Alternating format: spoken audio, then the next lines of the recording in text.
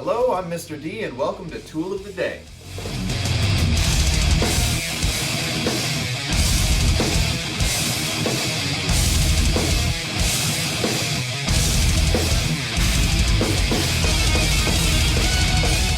Today on Tool of the Day I want to talk about a tool that you might not be familiar with called the hand plane.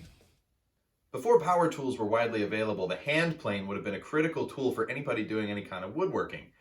All kinds of varieties of hand planes exist, and they're used for all sorts of things, from making notches and grooves to making decorative edges to smoothing out the edges of boards or evening out surfaces where boards have been joined together. When you buy wood from the lumber yard, sometimes it has a nice edge on it like this. This type of edge goes nicely up against the fence of a table saw or a chop saw, and it makes some of our woodworking operations a little bit easier. Other times, the edge of the board looks like this. It needs to be cleaned up before it can be run against the flat fence of a power tool.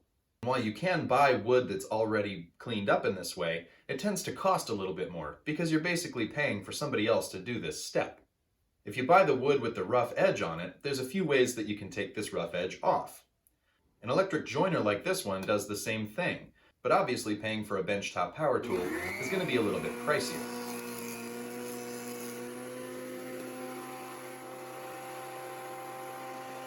You might also find an electric hand plane like this one, which can take a very rough edge down to a very, very smooth one with just a couple of passes.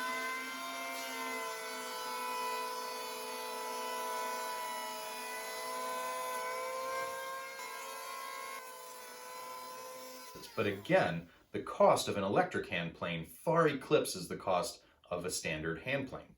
If you've got the skills to take care of a hand plane, it can be a really great option. The key to the plane working well is that iron stay very, very sharp.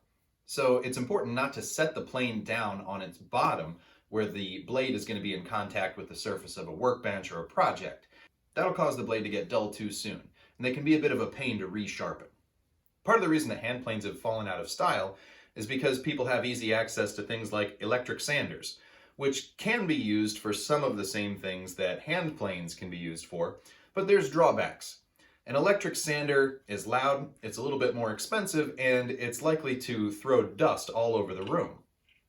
If you need to smooth out the rough edge of a board, a well-sharpened, well-set hand plane can smooth that board out quieter, more cheaply, and without all the mess of an electric sander.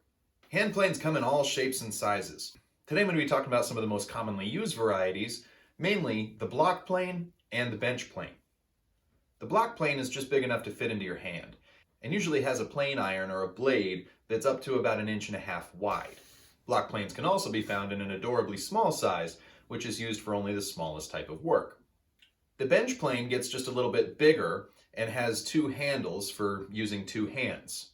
This is for if you have a harder board, a wider board, or just need a little bit more force to get through things. The principle behind any of these planes is the same. They have a very flat, finely ground bottom to them that slides across the top of the wood easily, and they have a blade or plane iron that sticks out just barely beneath that flat bottom surface. This is the part that actually does the cutting. The plane iron should be sharpened to a razor's edge and set at the perfect angle to bite into the piece of wood and carve away small pieces on each pass. The two common problems that people have with hand planes are not being able to properly sharpen the plane iron and not being able to set it properly. People have a tendency to set the plane iron too far down, so that when it tries to carve into the edge of a piece of wood, it takes too big of a bite and it takes a lot of force and a lot of pressure to remove any material. Really, the plane iron should be set to the smallest depth below the bottom surface of the plane as possible, so that you're removing the smallest sliver of wood on each pass that you can.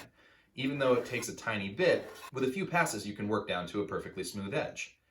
When a plane is sharpened and set correctly, the wood peels off in a long continuous ribbon, which makes it a real joy to work with. With experience, you can learn to hold the plane perfectly flat to end up with an edge that's almost exactly 90 degrees to the face of the board. For easier cutting, you might turn the plane at a slight angle as you work down the edge. This lets the blade cut through the wood more easily, like the blade of a guillotine. If you learn to use them properly, a hand plane can be your best friend. So if you find one of these things in Grandpa's basement or at the flea market, keep it. take good care of it, learn how to use it, and you'll have an awesome tool that'll last you the rest of your life. I'm Mr. D, and thanks for watching Tool of the Day.